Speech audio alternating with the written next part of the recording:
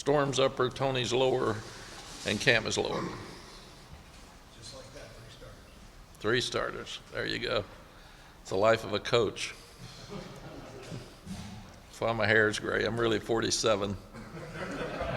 But it's been it's been 34 years of this stuff. So tell me when we're ready. Everybody in the back ready? Got it? We're excited about playing in the ACC championship game. It's only the second time since they started in 2012 that Carolina is playing in this game.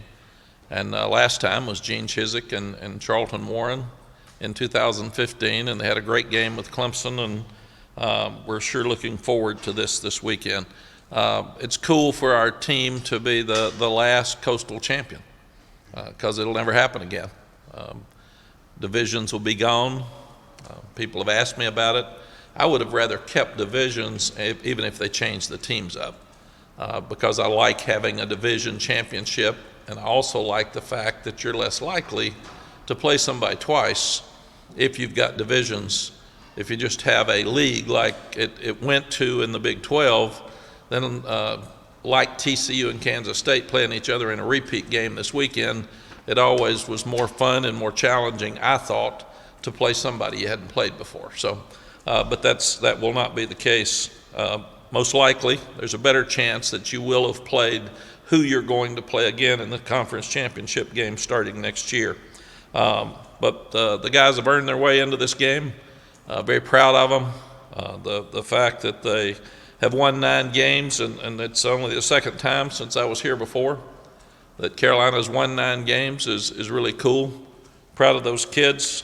They had to go through 6 road games to get there after losing 6 road games last year, so they've overcome a lot. And it's a huge game with a chance to go to the Orange Bowl. And we'd never been to the Orange Bowl before, and we were in the Orange Bowl 2 years ago, and obviously have a huge task this weekend with Clemson, but at least have a chance to go back to the Orange Bowl for 2 times in 4 years, which would be a great accomplishment for us.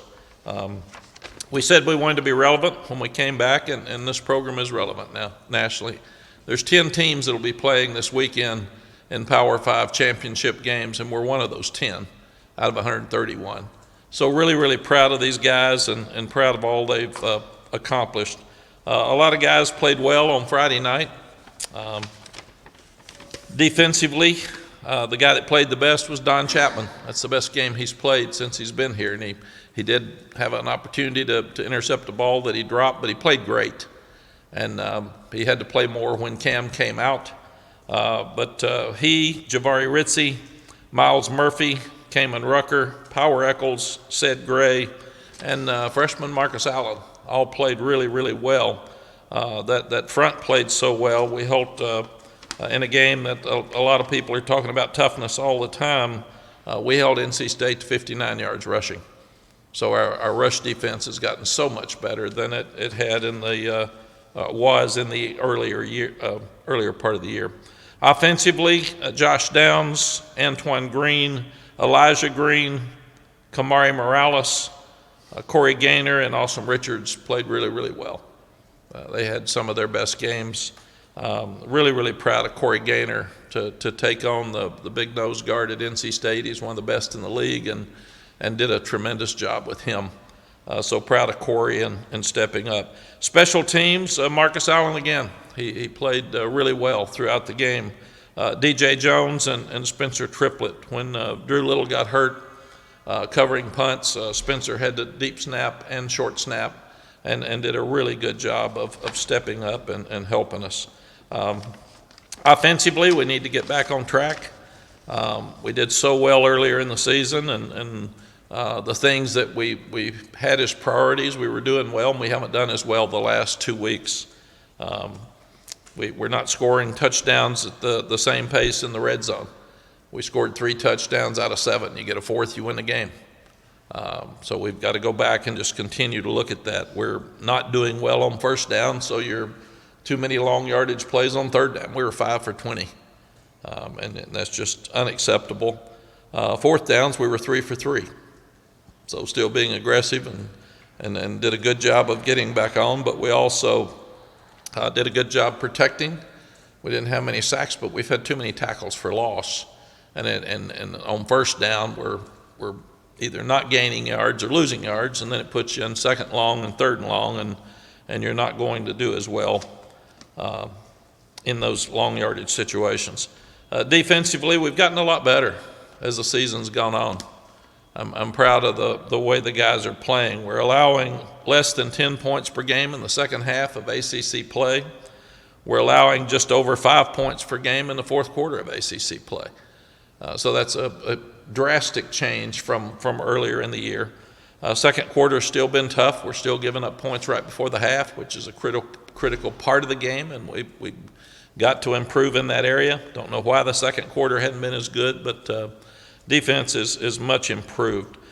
We got to create more negative plays, and we're still not getting any sacks, and we haven't gotten them for 4 years.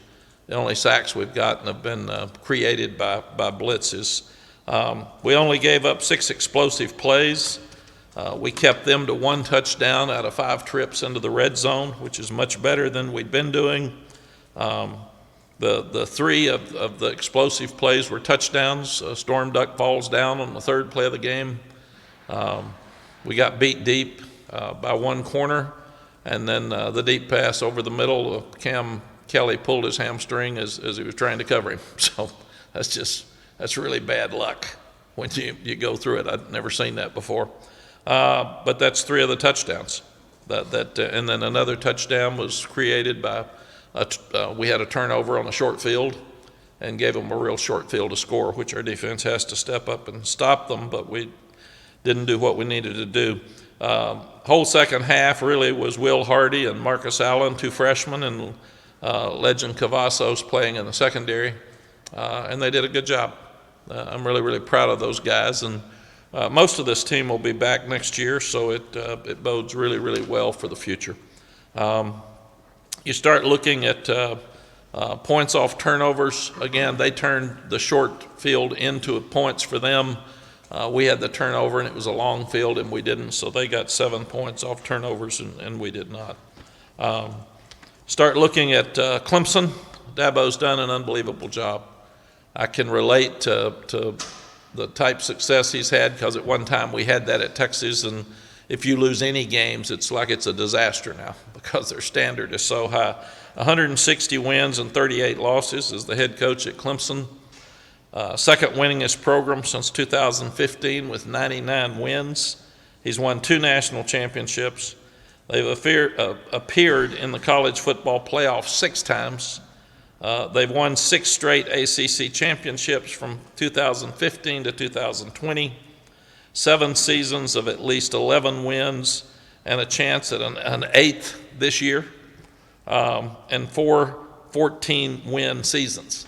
So he's just, it's been amazing what he's been able to accomplish, and I'm proud for him and the Clemson program, because they've been the standard in this league. Everybody's trying to get facilities like theirs.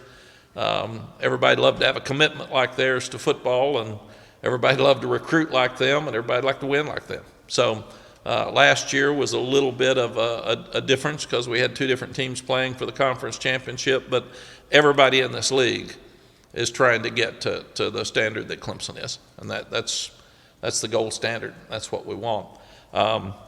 You look at our season in the ACC, every game's come down to the last series except for Pittsburgh. Every game that we've played, whether it was a coastal team or an Atlantic team, and we've won all of them except the last 2, and really they came down to the last play as well.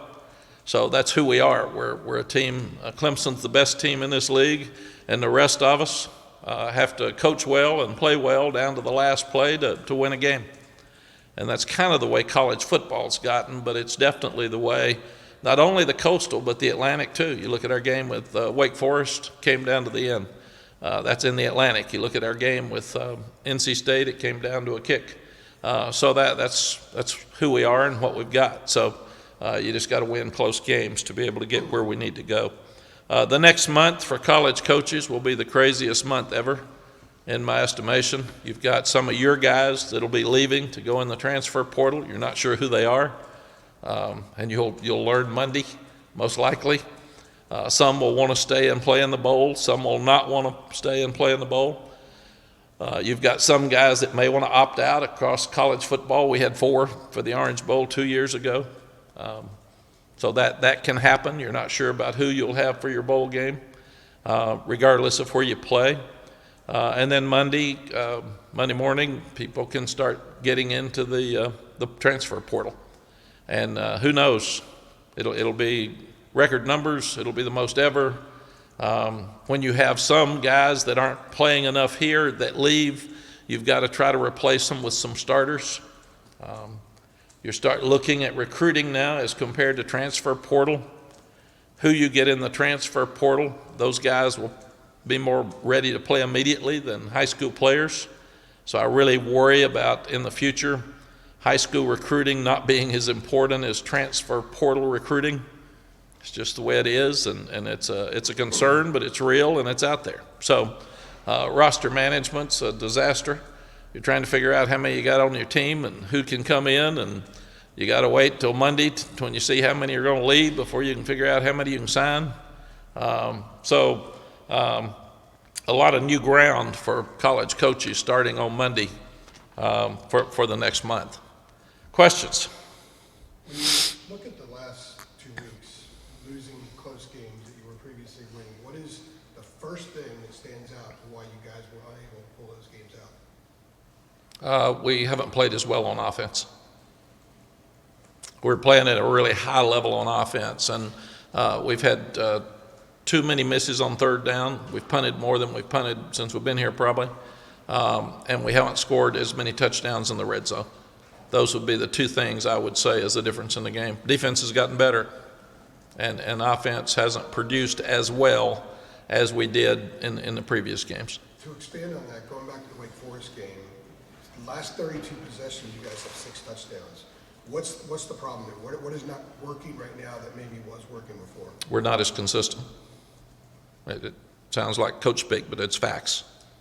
So we've played good defenses. Georgia Tech and Georgia were 13-7 at halftime, and Georgia Tech drops a snap on a punt and turns the ball over the next series, and Luke gets too far behind to catch up. But they've done a good job on defense throughout the year, and then NC State's one of the best defenses in the country. So I think you got to give the other team some credit too. How do you balance out for moving on, for getting these 2 losses and the slate being clean and it all comes down to one game in the title game, to taking lessons from the last 2 games and kind of looking back at, hey, what can we do better? Yeah. If you go back to 2 games ago, it was down to a catch. If you go back to last week's game, it's down to a kick. I mean, we say we need to get better on offense. What we scored 27 points. I mean, that's a lot of people would like that. The thing I would say is that, me included, if you'd ask a North Carolina fan or me in August, would you take 9 wins and a chance to play Clemson for the conference championship? We'd be so excited. It's funny, we have the same record as Florida State, but they've won a couple at the end. We lost a couple at the end, so everybody's so high on Florida State, and people get down on us. Look at the facts. Facts are this is one of the best seasons in our school history, and we're playing for the conference championship for the 2nd time ever. That's pretty cool. So I'm not going to let a player or 2 get me down. So then is it fair then that it's just forget about the last 2 games, focus on them now, and that all attention is on this game, and it doesn't really matter what happened in the past? It's fair that you don't ever forget about a loss. We forget about wins. That's facts, coaches included. But it's also fair to not sit around and pout because there's only 2 teams in this league that are playing for the conference championship. We're one of them, and that's pretty cool. So I'm gonna be proud of this team. I'm not gonna beat them up. Sorry. You talked about kind of maturity going into the Georgia Tech game and being concerned maybe that the team was looking ahead. Did you see any of that the last 2 weeks, kind of looking ahead to this ACC title game? No, NC State's got a really good team, and they've got a great defense, and it's a very emotional game. We came down to where we missed a kick. I mean, I thought we played hard. I thought it was a great game. I love the crowd. I love the fact it was full and emotional, and people saw a great game. So That's it. Georgia Tech, I didn't think we played as sharp on offense, more like Virginia. Defensively, we've played as hard as we can the last 2 weeks and getting better. You hold somebody to 21 points, our offense should score more than that. You mentioned only basically getting sacks when you guys blitz, but you don't blitz a lot, and Gene has told us in the past that part of that's maybe confidence with the corners. So where are you guys right now as a defense program defensively with blitzing and how that relates to the trust you have in the corners? We blitz more than people think after midseason. We had to get more pressure. We got to just play better, got to coach better and play better in those positions. I mean, if you can't cover, you can't get there without covering. It's a easy question. It's a hard fix. The blitz numbers have picked up. Why have the blitz numbers picked up? Because it's a need, because you have to get more pressure that way, or is there Yes. something that you said, okay, this part of the defense is a little bit better now, so we Yeah. can blitz? At one point, we weren't stopping anything. We weren't stopping the run or the pass, and we weren't getting any pressure on the quarterback. So I said, stop something. I mean, come on, man. Let's stop a run. If you have to put all of them on if they're going to beat us, make them beat us throwing, but don't let them beat us doing both. That way we don't get the ball back. They keep the ball, they rush for 250 yards, and they throw for 250 yards, and we're just standing there getting beat. So change something. Don't just keep doing what you're doing, and they've done that. And they've done a much better job stopping the run here lately. So I'm proud of that, and now we got to play better in the secondary. And really and truly, there's 6 explosives, and 3 of them were touchdowns, and 2 of them were really unique. Guy falls down. It's our best corner probably, and another guy pulls a hamstring on a deep throw. I mean, we can tell him to stay up, and we can tell him not to get hurt. But other than that, I don't know what you do. Mack, what is the biggest, when you look at Clemson, the biggest concern you have when you look at them as a team, offense and defense? Well, they've got the best group of defensive players in the country. I mean, they're front line and linebackers are just draft choices. That's you look at them, you look at Georgia, and you see 2 of the best defensive teams in the country. That's just who they are. They've recruited that well. And their secondary has been young and banged up some like ours, but they're playing much better. Offensively, the quarterback has come back and lost a bunch of weight, and he is a load. He is so hard to tackle.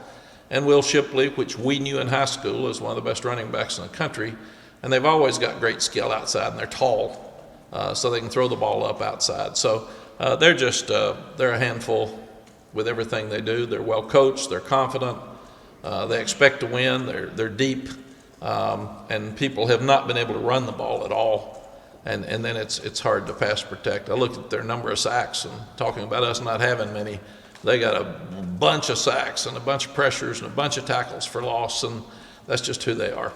Does it make it easier having just gone up against guys like Drake Thomas and Hayden Wilson to go into another team with an electric defense like that? Yeah, you know, the Georgia Tech had some really good defensive front players. Pittsburgh's got some of the best in the country. So we're used to that here lately, and a bunch of people are pressuring us. So I think we won't be in shock with whoever we play.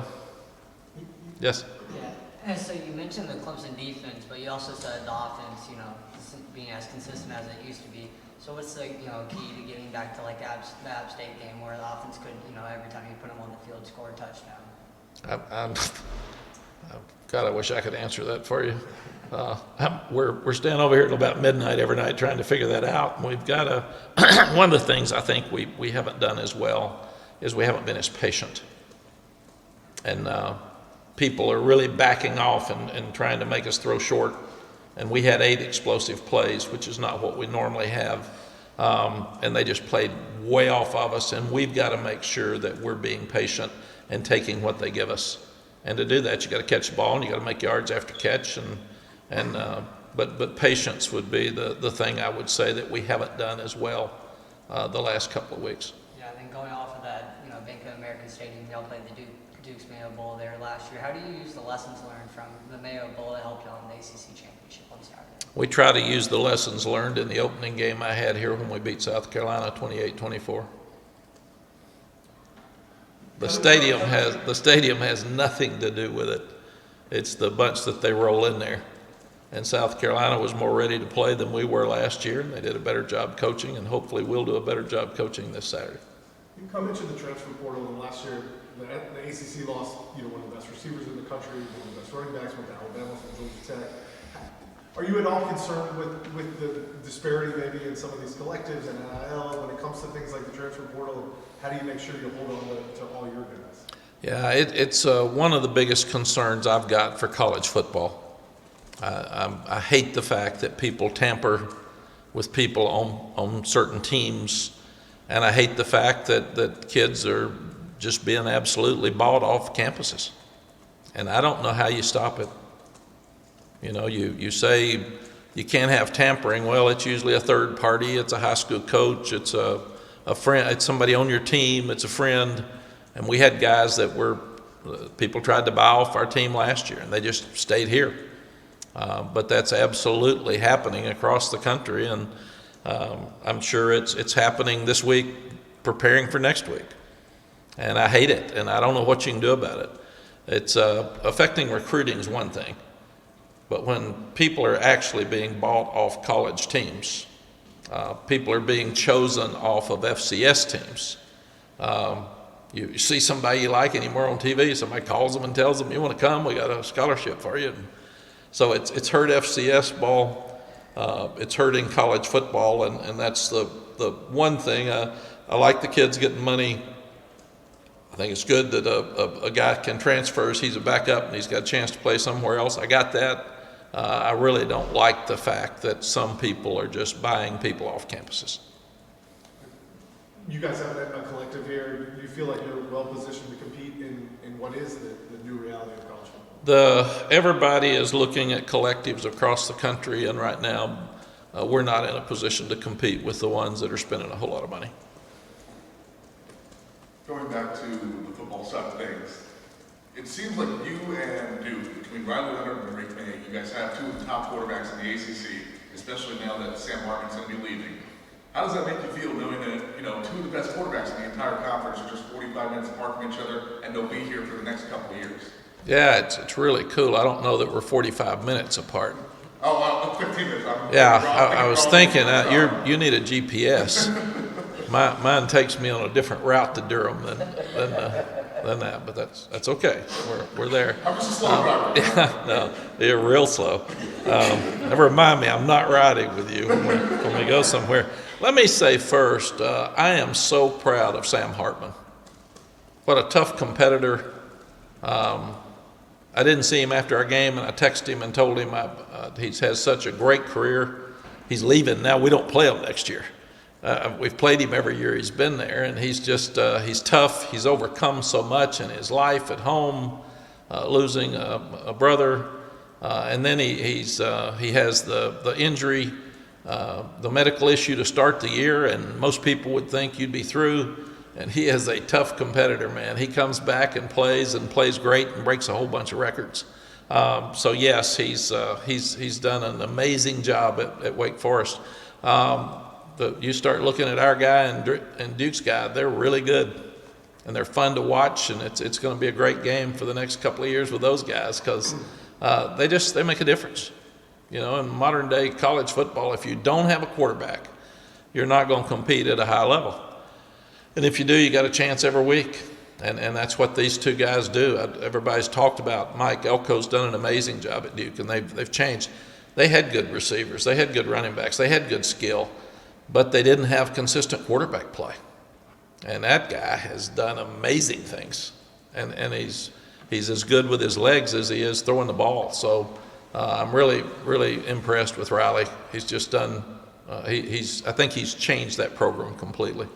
Going back to the collective, how far away are you guys from being where you maybe need to be to compete with some of the other big spenders? I think except for the ones you read about, every time you look at a 5-star now, just look at the 5 places he's visiting, and that shows you the separation.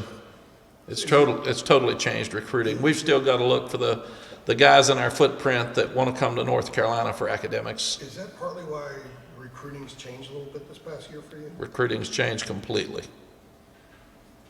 I mean, completely. So, but to stay on that, how far away are you, and what does it take? What do you need in order to get to the point where you can compete? compete in that respect? Some people have just openly said, we need $10 million. And not many people are in that ballpark. So it's just what it is. So you need $10 million? You know, when Ryan Day comes out and says we need $13 million to keep our roster each year, we're not in that ballpark. Are you worried? I mean, your team obviously has guys who are stars and have some eligibility remaining. Are you worried about them being contacted and saying, "Hey, come over here"? Yeah, what I've learned is that I've got to control what I can control. And if somebody's going to give a kid $1 million to go play college football somewhere else and he wants to do it, how can I tell him to stay?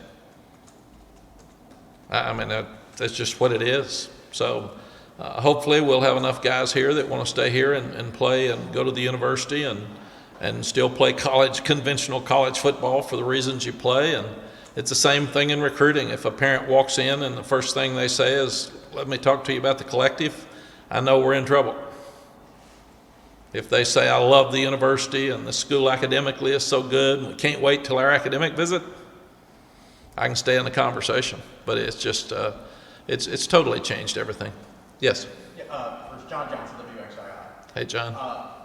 Your staff's been in big games coming into Saturday. You yourself have coached in championship games. For the roster, this will be a whole new experience in a lot of ways for them. How do you prepare them for the moment when that moment arrives on Saturday? It's a great question. This one's a whole lot like an away game. We'll go down on Friday. We'll have our routine that we have on Friday night for a night game. We'll have our all-day Saturday routine for a Saturday night game at 8. We've played in some of those.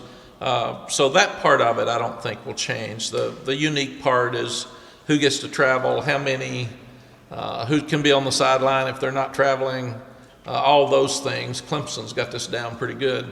We don't. So Woody McCorvey he's in charge of football with Dabo at Clemson. He's one of my best friends. So we'll call Clemson this week and say, how do you do this? What do you do this? How about injured players? Who travels? Who's on the sideline? So we can be a lot like them with what they're doing because they have experience in this area and we don't. But as far as the game, it should be a great game. It's a great challenge for us. Like I said, they've had the best recruiting classes in the country. There's a whole bunch of guys on their team that we've recruited. There aren't many on our team that they've recruited. So it's just what it is. Matt, you guys gave up, I think, 6 sacks against Georgia Tech, only 2 last week. How do you feel about where pass protection is at this point in the season, especially considering the talent they have up front? Yeah, the pass protection's been really good for the year. And in some cases, we've held the ball too long. We've had a back go the wrong way. It's one of the problems with young backs. That's why they haven't played as much. People have blitzed us so much here at the end that you got to have experienced backs in there to pick up the blitz. Sometimes it's a tight end. But the offensive line, I'm really proud of this year. They've done a great job. And I think a number of those guys may come back, so that could really help us for next year. But as far as their front, though, I mean, with the talent they have up front, any battle like you did, do you feel like it's kind of the challenges you've been dealing with all year? Yeah, they've sacked everybody. So, I mean, they have. It's just they just grab them, throw them down, and go get them. So we'll have to play our best to have a chance to win. Given that the regular How has season, Drake May kind of handled the last couple of weeks? I mean, to this point, it's been all praise, Heisman talk for him, all this chatter, and then the last 2 weeks, there's been the offensive kind of drop off, if you will, really kind of the first bits of adversity for him in his career. Yeah, he's such a competitor, and he wants to win. And when we don't play well offensively, a lot of people go back to the quarterback. When we do, it's him too. So, but he's learning how to handle that, and he'll compete hard to win on Saturday. I mean, that's just who he is. given that the 12 regular seasons in the books now, is this week an opportunity maybe to get a little bit of a mental refresh for the guys, because those 12 are in the books and you can achieve something extremely tangible this week? So is it easier for them to disconnect from what, especially how things closed out? Yes, I think so.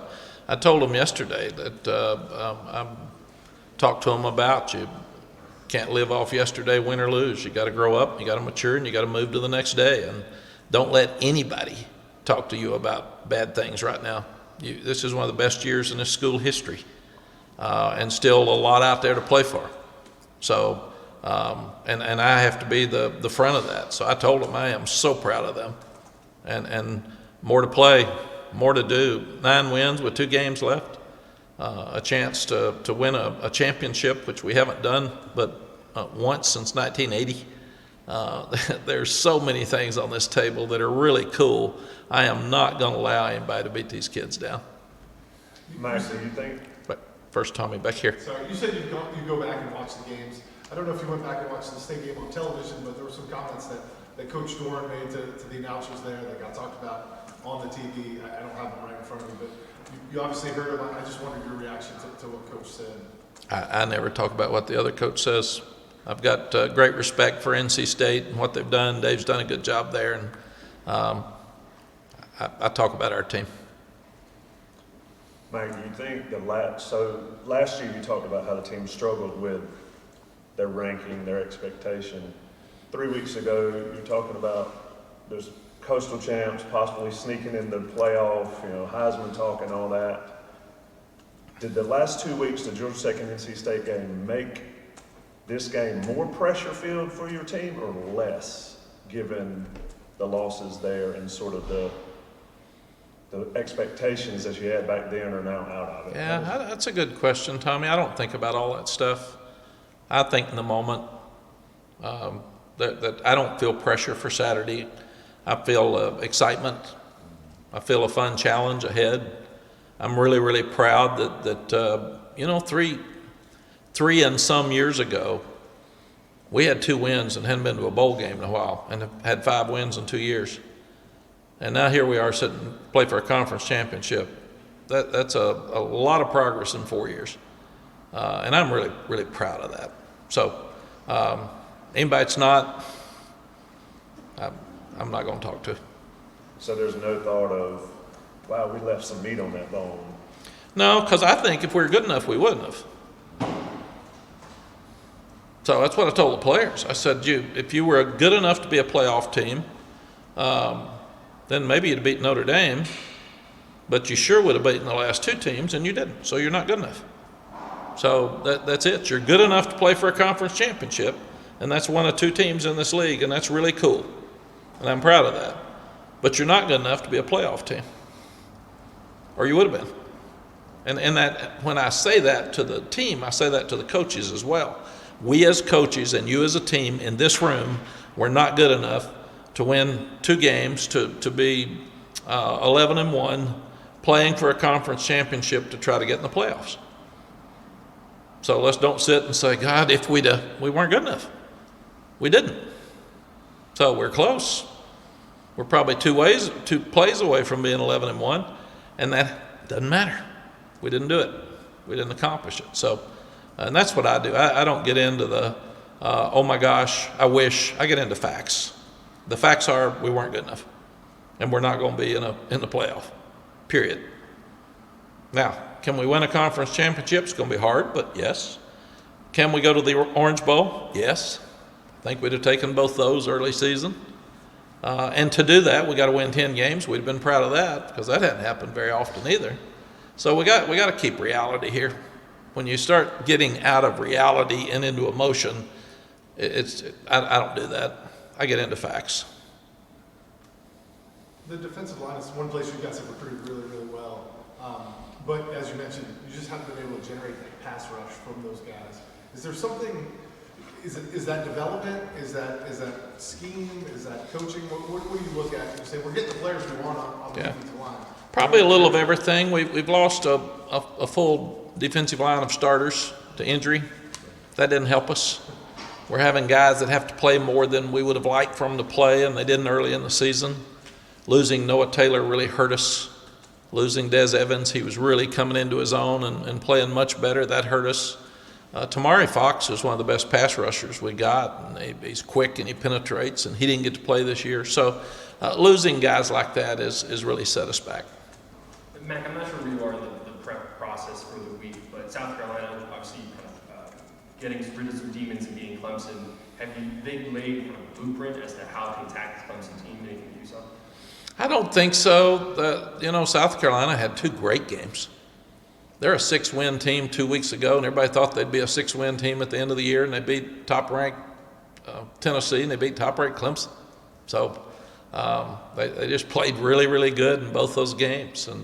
And I think when everybody saw them beat Tennessee, they said, well, Tennessee is probably flat. It didn't happen, and then they come in and play great against Clemson. And to their credit, Clemson was ahead the whole game, and they stripped the ball loose late in the game to win the game.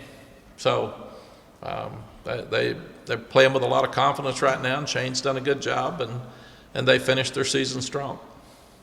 And it's funny that they've won 8 games, we've won 9, and everybody's more excited about them than they are us. That's just, you got to look at facts. What has happened lately to excite me? So that's kind of where we are in our life. That's the shiny new nickel. How much do you sense the reaction from the fans over the last couple of weeks? And do you see it as a positive in the sense that, and I think I've talked to you about this before, that when it gets to the point of anger and hurt, then it shows that you're doing something right because the losses actually mean more than when there's apathy and it's kind of expected? Yeah, I look at how the fans support. I don't get on the internet. And like I said, those guys usually aren't very happy when they're on the internet.